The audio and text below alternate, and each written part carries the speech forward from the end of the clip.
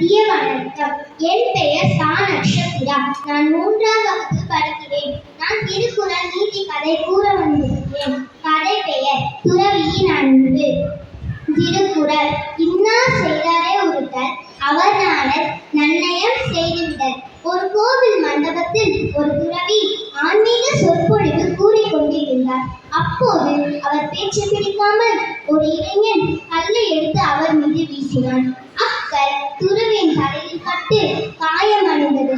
துறவியின் துன்பத்தை தாங்காமல் மற்ற பக்தர்கள் எழுந்தோடி அவனை தாக்க ஆரம்பித்தார்கள்.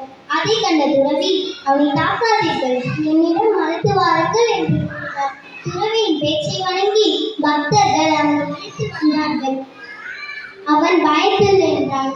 அவனை பார்த்து சிரித்துக் கொண்டே அருகில் இருந்த தட்டிலிருந்து மாம்பழத்தை எடுத்து நீட்டினான். அவன் பயத்தில் தயங்கி நின்றான்.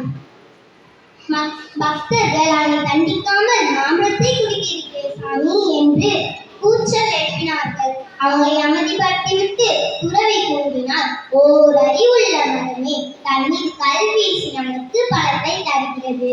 6 அறிவுள்ள நான் எனக்கு துன்பம் செய்தவனுக்கு நான் ஏதேனும் நன்மை செய்ய வேண்டாமா? நீதி: தமக்கு துன்பம் செய்தவனுக்கு நாம் நன்மை மட்டுமே செய்ய வேண்டும். நன்றி.